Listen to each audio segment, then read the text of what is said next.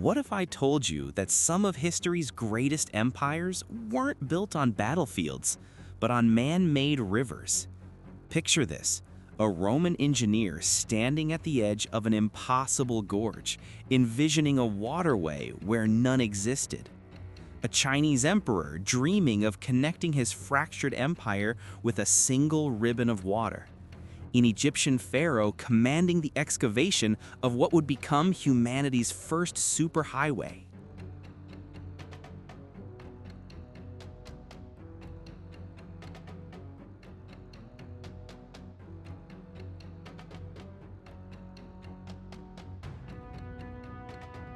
These weren't just ditches filled with water. These were monuments to human ambition, arteries of civilization pumping life, wealth, and power across continents. From ancient Rome to the Silk Road, these liquid labyrinths secretly steered the course of civilizations, shaping trade routes, influencing wars, and fostering unprecedented cultural exchange.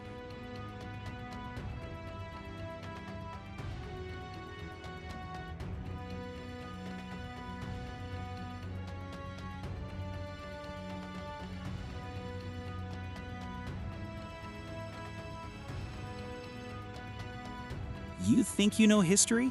Think again. The true masterminds behind global trade, military strategy, and cultural revolution might surprise you. Today we're diving deep into the hidden power of canals, the story of how humanity literally carved its destiny into the earth itself. Prepare to see the world differently. Welcome to the Liquid Labyrinths.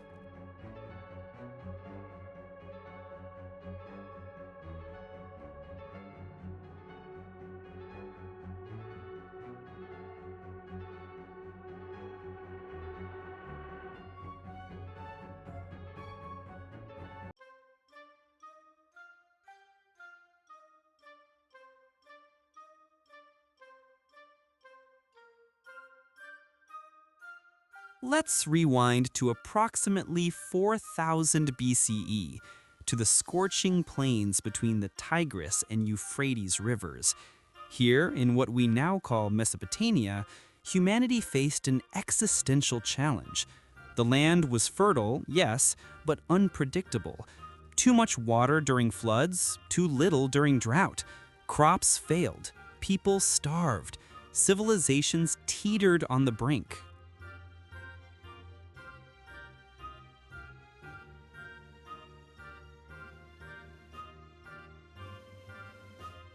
But then, someone had a revolutionary idea. What if we didn't wait for the rain? What if we brought the water to us? The first canals weren't grand engineering marvels. They were desperate solutions to desperate problems. Simple ditches, hand-dug with primitive tools, redirecting river water to thirsty fields.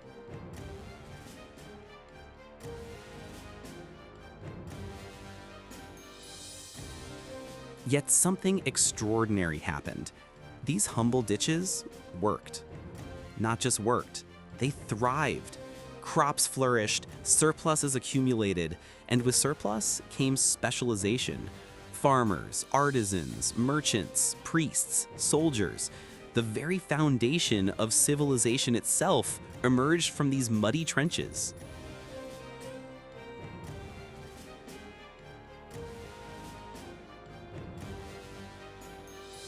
Within centuries, those simple irrigation channels evolved into something far more sophisticated. Complex networks of canals crisscrossed the landscape, connecting cities, enabling trade, and requiring unprecedented levels of cooperation and administration.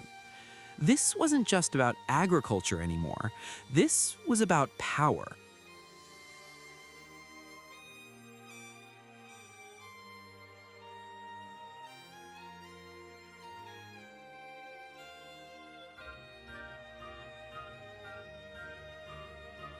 The Sumerians created some of the world's first written records specifically to manage these canal systems. Who controlled the water controlled everything: food production, trade routes, military mobility, and ultimately the fate of empires. One of humanity's earliest surviving legal codes, the Code of Hammurabi, dedicates significant attention to canal maintenance and water rights. That's how crucial these waterways had become.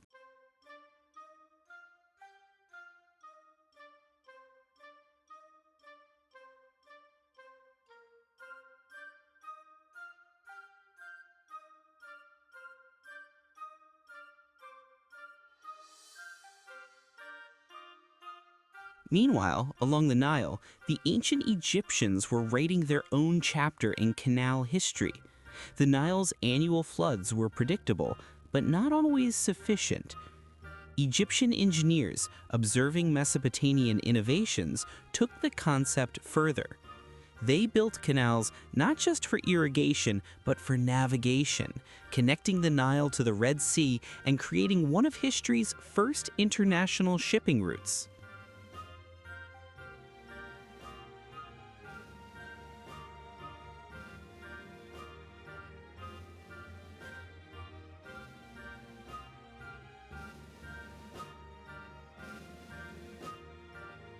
But here's what's fascinating. These early canal builders understood something profound. They recognized that water, when properly channeled, was more valuable than gold. It was renewable power, perpetual motion, an endless highway. And whoever mastered the manipulation of water would master the ancient world.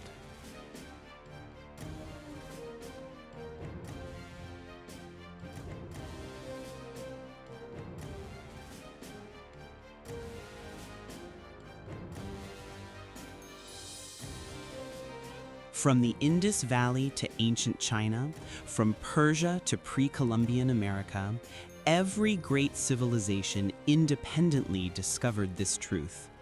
Canals were the answer to three fundamental questions that haunted every ancient society. How do we feed our growing populations? How do we move goods efficiently across vast distances? And how do we project power beyond our immediate borders?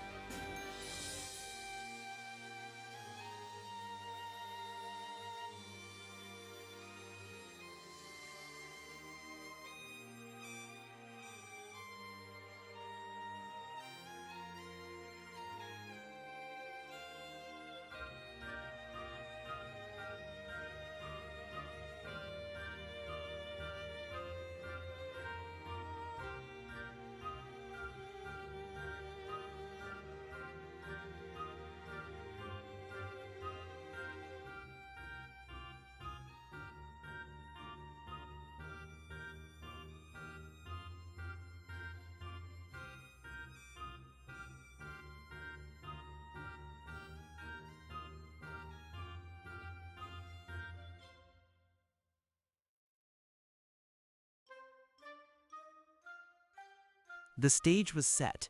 Humanity had learned to reshape the landscape itself, but we were just getting started.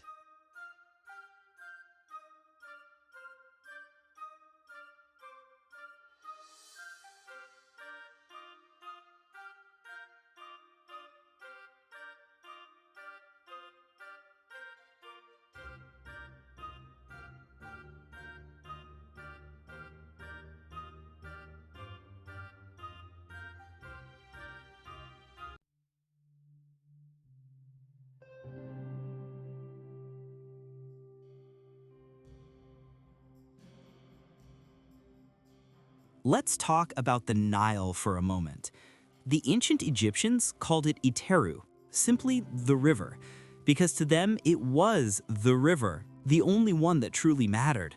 But even the mighty Nile had limitations.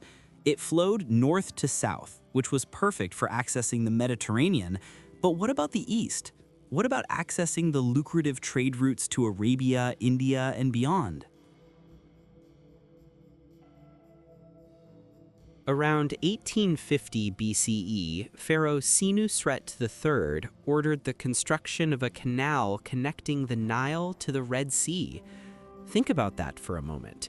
Nearly 4,000 years ago, Egyptian engineers were attempting to link two separate bodies of water, creating an artificial passage between the Mediterranean and Indian Ocean trading spheres. The labor was staggering. Thousands of workers, using copper tools and bare hands, excavated millions of cubic meters of earth. The canal, known as the Canal of the Pharaohs, ran from the Nile Delta eastward to the Bitter Lakes, and eventually to the Red Sea.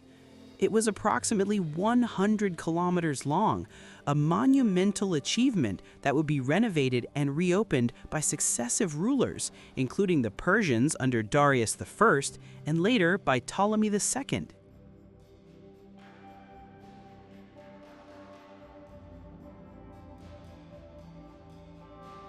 The impact was immediate and profound. Egyptian merchants could now access Arabian frankincense, Indian spices, African ivory, and Asian silk without the dangerous and expensive overland journey. Egypt's wealth exploded. The pharaohs became middlemen of the ancient world, controlling a critical choke point in global trade.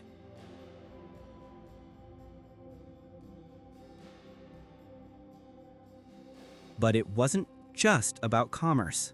These canals enabled military expansion. Egyptian armies and supplies could move rapidly between theaters of operation. When threatened from the east, reinforcements from the Nile Valley could arrive in days instead of weeks. The canal was simultaneously an economic artery and a strategic asset.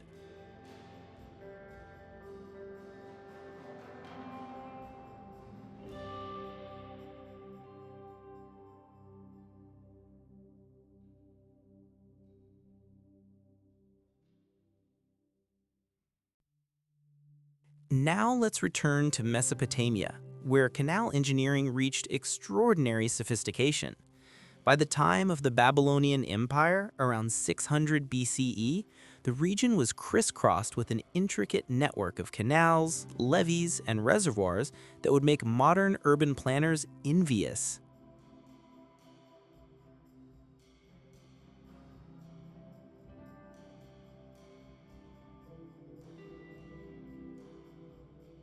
The Babylonians didn't just build canals for irrigation.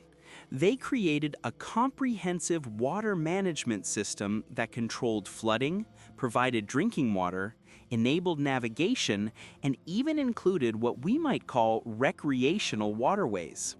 The famous Hanging Gardens of Babylon, one of the 7 wonders of the ancient world, relied on an innovative canal and aqueduct system to pump water from the Euphrates to elevated terraces.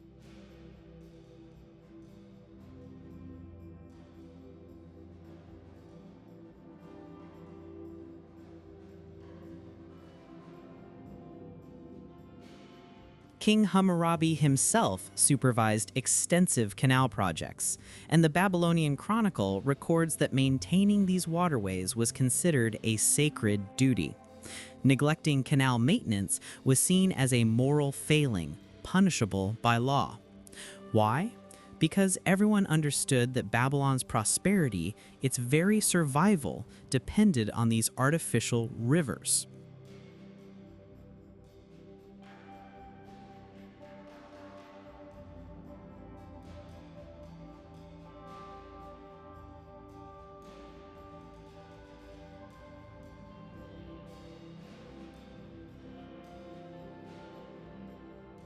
At their peak, Mesopotamian canals created what was essentially the world's first hydraulic empire. Historians estimate that over 35,000 kilometers of canals and irrigation channels crisscross the region. That's roughly equivalent to the circumference of the Earth.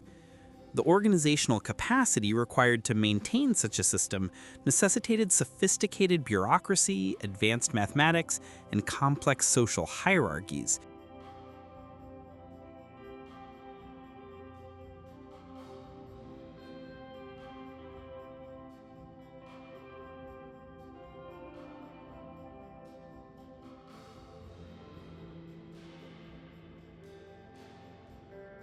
But here's the sobering reality: these canals also contained the seeds of Mesopotamian decline.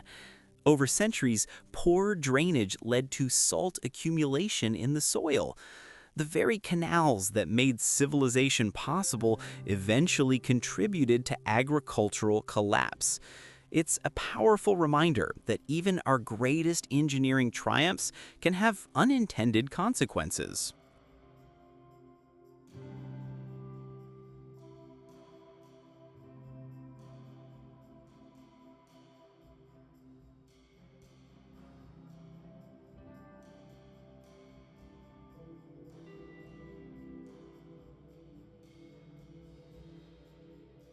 Now, let's fast forward to approximately 486 BCE and shift our focus eastward to China, where the most ambitious canal project in human history was about to begin.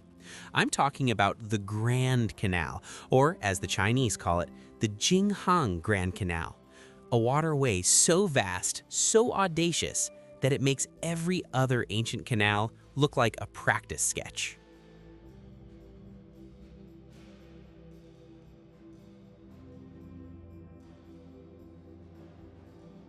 Here's the problem ancient China faced.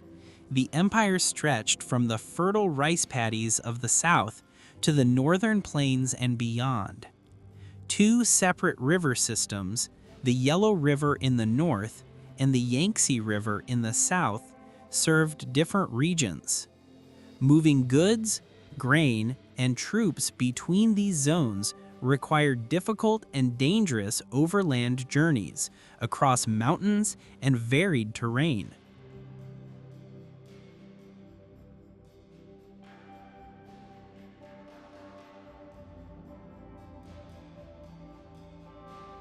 The solution? Connect them. Build a canal linking these river systems, creating a navigable waterway stretching from Beijing in the north to Hangzhou in the south. Simple in concept, mind-bogglingly complex in execution. Construction began during the Sui dynasty under Emperor Yang, but the Grand Canal wasn't built all at once. It evolved over centuries, with successive dynasties adding sections, improving navigation, and extending the network.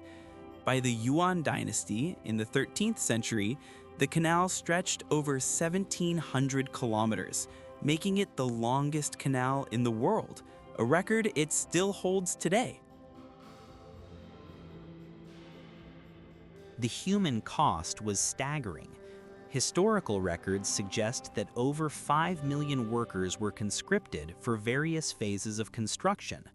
Thousands died from exhaustion, accidents, and disease. The Sui Emperor Yang became so obsessed with the project that it contributed to his dynasty's collapse. But despite the terrible price, the canal was completed.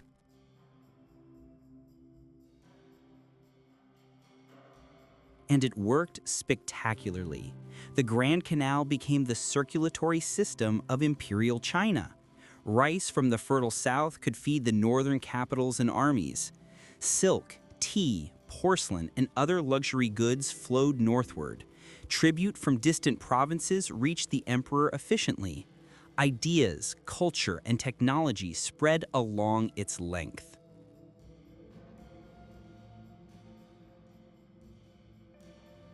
For over 1,000 years, the Grand Canal was arguably the most important transportation artery in the world. It facilitated trade worth billions in today's currency. It enabled cultural unification across a vast territory. It allowed central governments to maintain control over distant provinces. Without the Grand Canal, China as we know it might never have existed as a unified entity.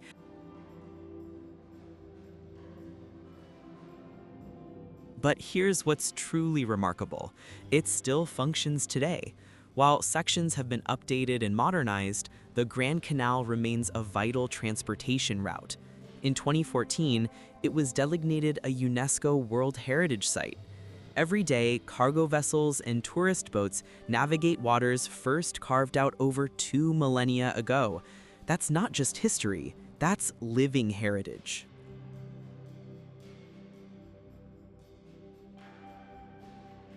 The Grand Canal taught the world a crucial lesson.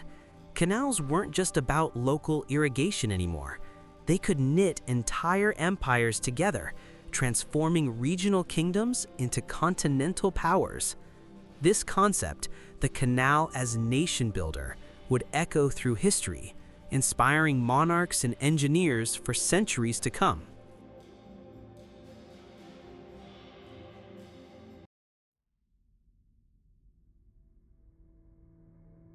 Now, we leap forward to the 19th century, to an era of steam power, industrial revolution, and European imperial ambition. The world was shrinking, trade was exploding, but there was a problem, a massive, frustrating, expensive problem.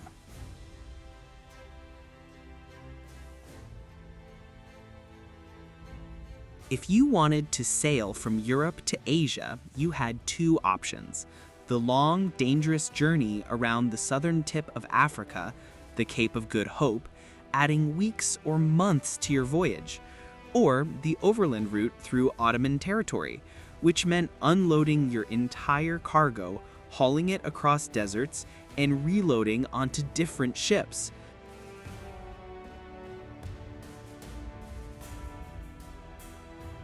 Enter Ferdinand de Lesseps, a French diplomat with an audacious vision. What if we simply cut through Egypt? What if we connected the Mediterranean Sea directly to the Red Sea, creating a shortcut that would revolutionize global trade?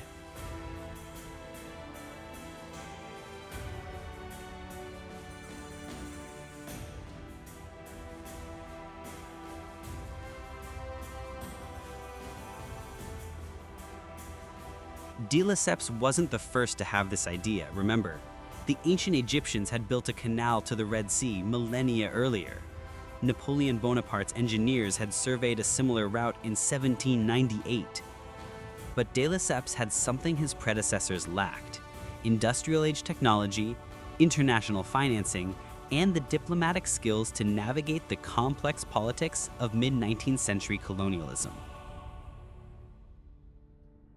In 1859, construction began. Over 1.5 million Egyptian workers would labor on the project over the next decade, joined by European engineers and specialists. They excavated approximately 75 million cubic meters of earth using dredgers, explosives, and, in many areas, still just manual labor. The human cost was significant. Estimates suggest that thousands of workers died from disease, accidents, and exhaustion.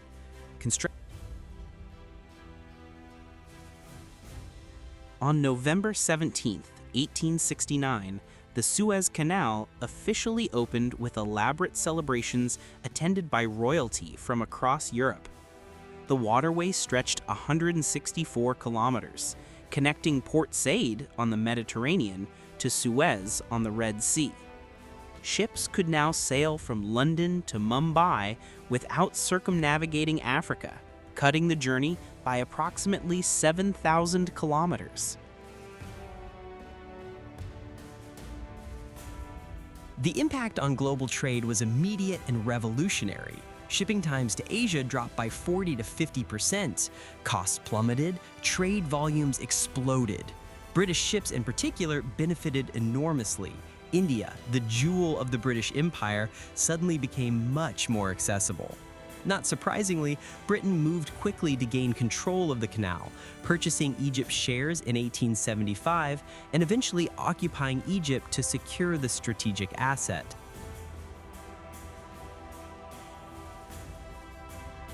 But the Suez Canal was never just about commerce.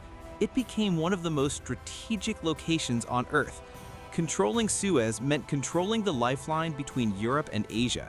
This made Egypt, previously a regional power, into a global strategic prize. The canal would spark conflicts, crises, and wars throughout the 20th century. In 1956, Egyptian President Gamal Abdel Nasser nationalized the canal, triggering the Suez Crisis. Britain, France, and Israel invaded, but international pressure, particularly from the United States and Soviet Union, forced them to withdraw. It marked the end of traditional European colonialism and demonstrated the canal's continued strategic importance. Today, the Suez Canal handles approximately 12% of global trade. About 50 ships pass through daily, carrying everything from oil to manufactured goods. Egypt earns billions in annual revenue from transit fees. When the container ship Ever Given ran aground in 2021, blocking the canal for 6 days, it disrupted $400 million in trade per hour. That single incident demonstrated just how dependent global commerce remains on this 19th century engineering marvel.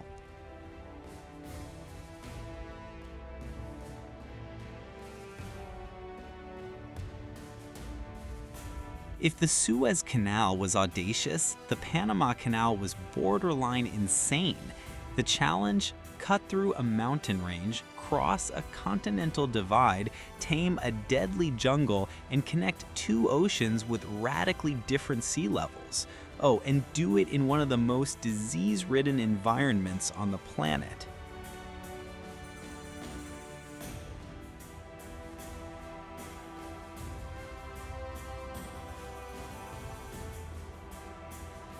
For centuries, explorers had dreamed of a passage through Central America. The alternative, sailing around Cape Horn at the southern tip of South America, added 13,000 kilometers to the journey between the Atlantic and Pacific. It was expensive, time-consuming, and extremely dangerous.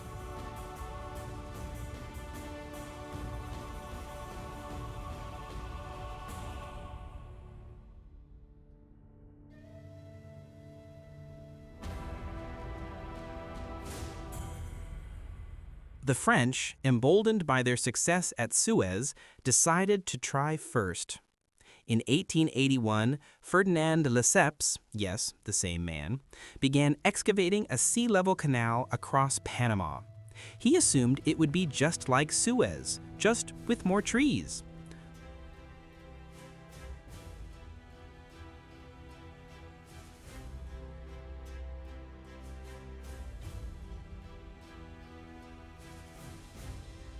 Enter the United States. In the early 1900s, America was emerging as a global power with a growing navy that needed to move quickly between oceans. President Theodore Roosevelt made the Panama Canal a national priority. But the Americans learned from French mistakes.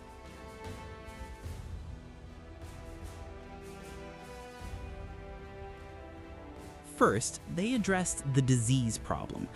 Dr. William Gorgas led a revolutionary public health campaign, eliminating mosquito breeding grounds, improving sanitation, and implementing quarantine procedures. Deaths dropped dramatically. It turns out you can't build a canal if your workers keep dying.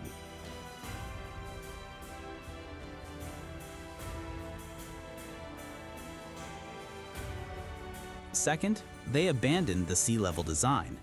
Instead, American engineers proposed a lock-based system. Ships would be raised 26 meters above sea level to cross the continental divide via an artificial lake, Gatun Lake, then lowered back down on the other side. It was technically complex, but far more feasible than excavating a sea-level channel through mountains.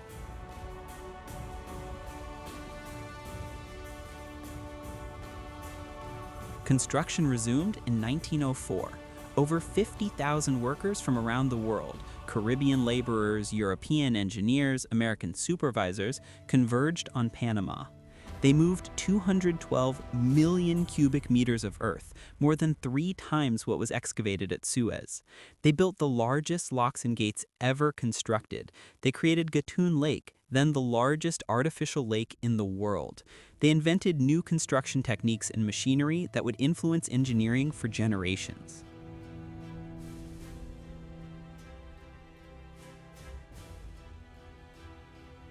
On August 15, 1914, just as World War I was beginning in Europe, the Panama Canal opened to traffic. The entire world was now connected by navigable waterways. A ship could travel from New York to San Francisco in 3 weeks instead of 3 months. The global economy had fundamentally shifted.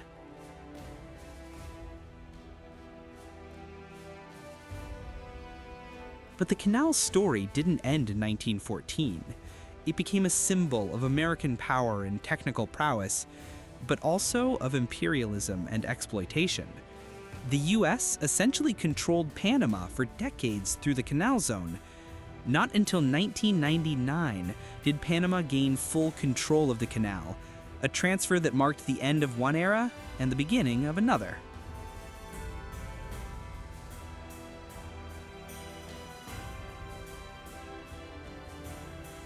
In 2016, Panama completed a massive expansion project, adding new, larger locks that can handle modern, supersized container ships.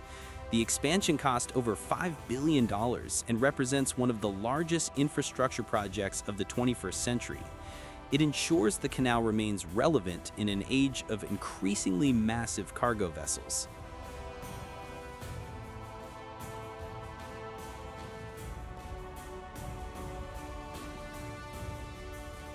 Today, about 14,000 ships transit the Panama Canal annually, carrying over 300 million tons of cargo.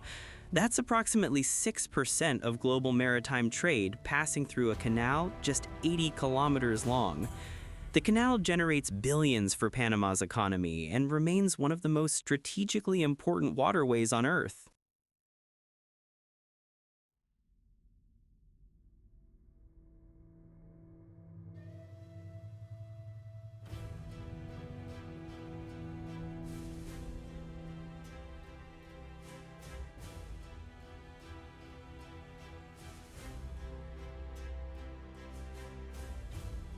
While Suez and Panama get the headlines, Europe was quietly building its own canal networks that would drive the Industrial Revolution.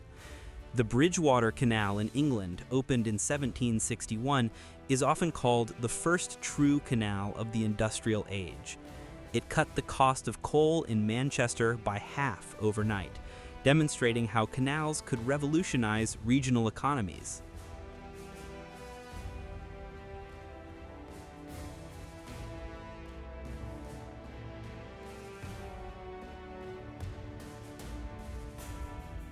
Throughout the 18th and 19th centuries, Britain, France, Germany, and the Netherlands built thousands of kilometers of canals. These waterways connected coal fields to factories, factories to ports, and ports to markets. Before railways, canals were the fastest and cheapest way to move heavy goods. They made the Industrial Revolution possible.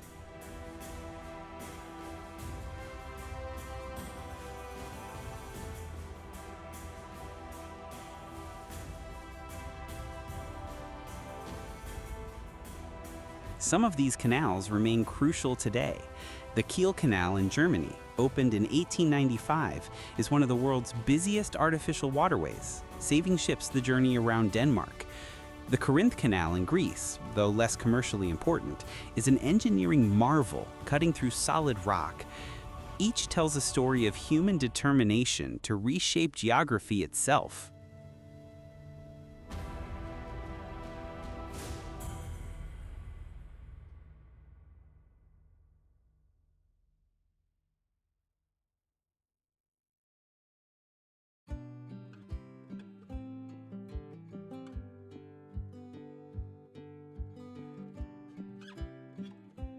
Canals have always been dual-use infrastructure, arteries of commerce in peacetime, strategic weapons in war. Throughout history, whoever controlled the canals controlled the battlefield.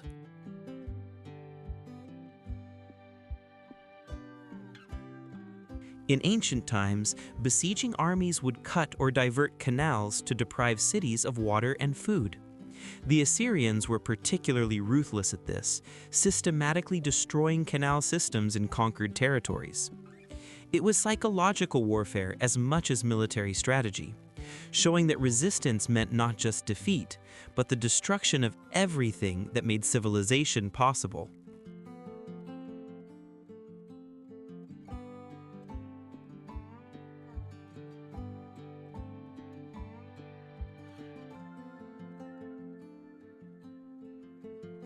Fast forward to World War II, and canals remained strategically vital. Allied bombers specifically targeted German canals and locks, disrupting industrial production and military logistics. The famous Dam Busters raid, while targeting dams, was fundamentally about controlling water infrastructure. Operation Market Garden in 1944 involved securing Dutch canal crossings to enable Allied advancement.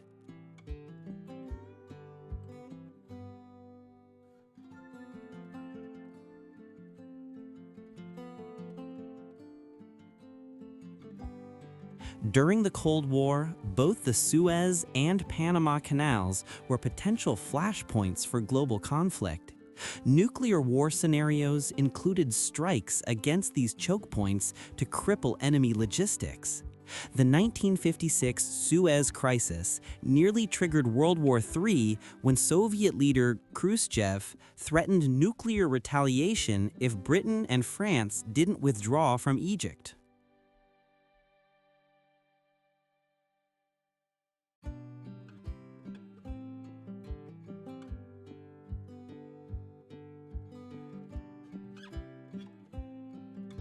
Today, protecting major canals from terrorism, piracy, and military threats remains a national security priority for multiple countries. Modern navies train specifically for canal warfare scenarios. The blocking of the Suez Canal by the Ever Given in 2021, though accidental, demonstrated how vulnerable these choke points remain.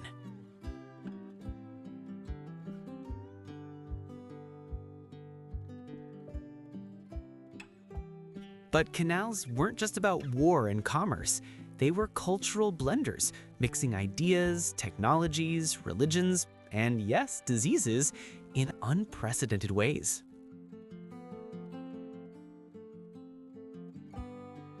Think about the Grand Canal of China.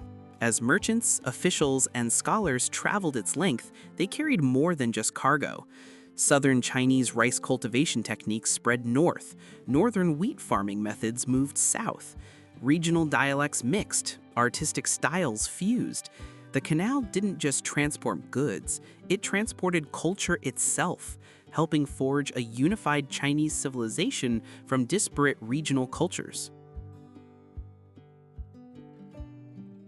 In Europe, canals facilitated the spread of Enlightenment ideas during the 18th century.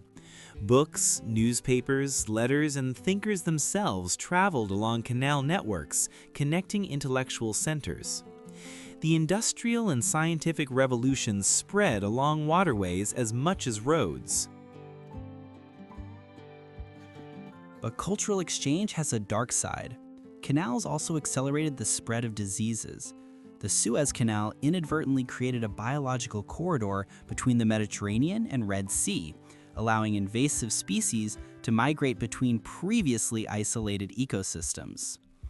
Trade routes along canals carried plague, cholera, and other epidemics across vast distances. Moreover, the great 19th century canal projects were built on the backs of colonized peoples and exploited laborers. The Suez Canal relied on forced Egyptian labor. The Panama Canal saw Caribbean workers paid a fraction of American wages for the same work. These waterways generated enormous wealth, but that wealth was distributed grotesquely unevenly.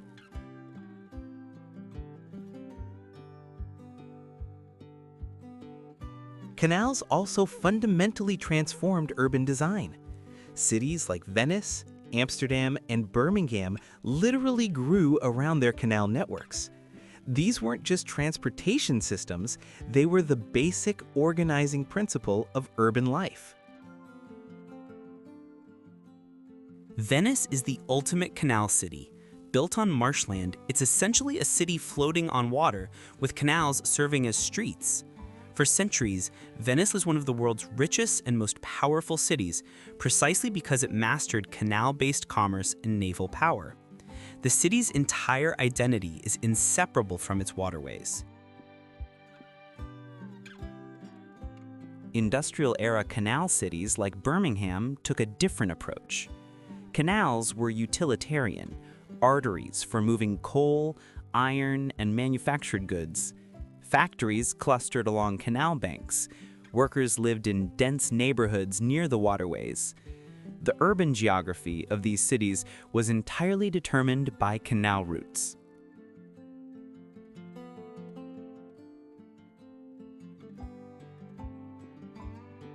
Today, many cities are rediscovering their canal heritage. Abandoned industrial canals are being transformed into recreational waterways, tourist attractions, and urban parks. Cities like San Antonio, Texas, and Birmingham, UK, have revitalized canal districts, turning former industrial zones into thriving cultural and commercial centers. The canals remain, but their purpose has evolved once again.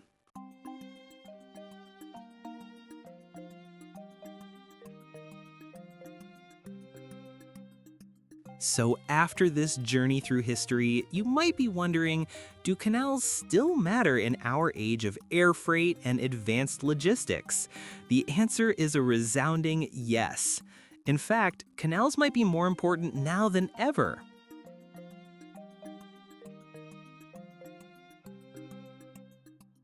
About 90% of global trade still moves by sea, and the most critical sea routes? They pass through canals. The Suez Canal alone handles 12 to 15% of global trade. The Panama Canal processes 6%, and the Malacca Strait, while not technically a canal, acts as one, a narrow choke point through which 25% of traded goods pass.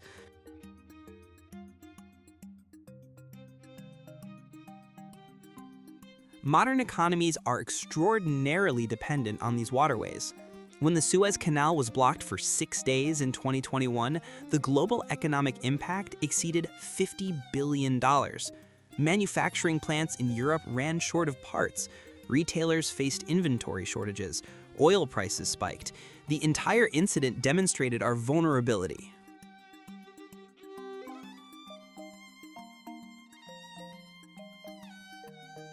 This dependency explains why major powers are investing heavily in canal infrastructure. China's Belt and Road Initiative includes massive investments in ports and canals worldwide. The expansion of the Panama Canal in 2016 cost over $5 billion, but was considered essential to remain competitive. Egypt is currently building a parallel channel for portions of the Suez Canal to increase capacity.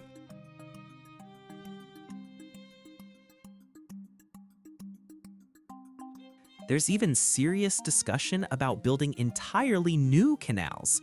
Thailand has periodically considered a craw canal that would cut through the Malay Peninsula, reducing dependence on the Malacca Strait. Nicaragua attempted to build a canal to compete with Panama, though that project has stalled. These aren't just engineering discussions, they're geopolitical chess moves with trillion-dollar implications.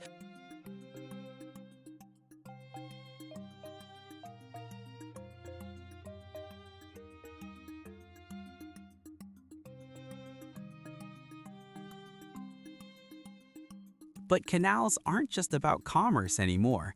They've become major tourist attractions and heritage sites, telling the stories of human ambition and engineering prowess.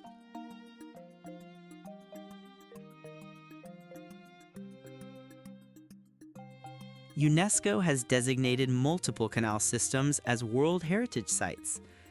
China's Grand Canal, Canada's Rideau Canal, and the Canal du Midi in France are now protected cultural treasures. Millions of tourists travel these waterways annually, generating billions in economic activity.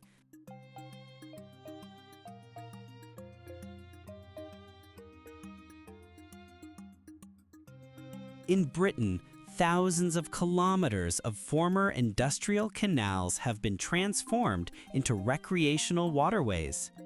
Narrowboat holidays, leisurely trips along historic canals are wildly popular. Towpaths, once used by horses pulling barges, are now cycling and walking trails. These canals have found new life in the leisure economy.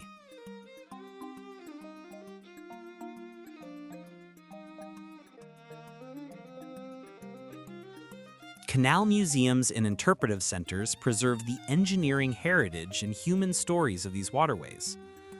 They remind us that every canal represents not just technical achievement, but the labor, sacrifice, and dreams of countless individuals. Some worked voluntarily, many were forced. Their stories deserve remembering.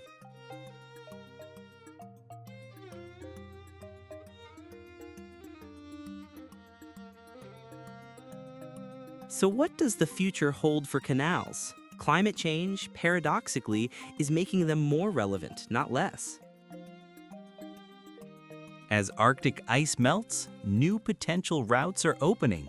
Russia is developing its northern sea route as an alternative to Suez, a passage that would cut transit time between Asia and Europe by up to 40%. While technically not a canal, it represents the same human impulse to find shortcuts through geography. Modern canals are becoming smart infrastructure.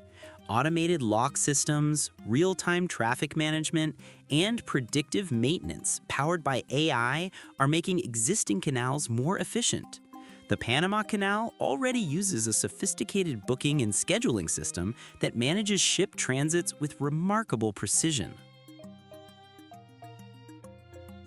Climate change is also forcing us to rethink canals as water management tools. Drought, flooding, and changing precipitation patterns mean many regions need better water infrastructure. Modern canal projects increasingly focus on water storage and distribution, not just transportation, returning, in a sense, to the original purpose of ancient irrigation canals. And the mega projects continue. Egypt wants to further expand the Suez. Panama is considering additional expansions. India has completed massive canal irrigation projects linking major river systems. These aren't just nostalgia, they're investments in infrastructure that nations believe will remain crucial for decades to come. But we're also more aware of environmental impacts than ever before. Modern canal projects must consider ecosystems, invasive species, carbon footprints, and long-term sustainability. The Suez Canal has created what biologists call Lesopsian migration. Hundreds of species have migrated between the Red Sea and Mediterranean, fundamentally altering both ecosystems. Future canal projects need to balance economic benefits with ecological responsibility. Some visionaries are proposing entirely new approaches. Solar-powered lock systems, canals that double as renewable energy generators, waterways designed to enhance rather than disrupt local ecosystems. The canal of the future might look very different from those of the past, but the fundamental principle remains: humanity's determination to reshape water to serve our needs. So here we are, from those first humble ditches in ancient Mesopotamia to the massive container ships transiting Suez today. Canals have been humanity's constant companion in our journey toward progress. They've fed our cities, connected our continents, and enabled the global civilization we now inhabit. These liquid labyrinths teach us something profound about human nature.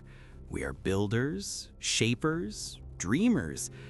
When faced with obstacles, deserts, mountains, oceans, we don't accept limitations. We dig, we excavate, we redirect the very flow of water itself, sometimes at terrible cost, sometimes with unintended consequences, but always with the conviction that we can improve upon nature's design.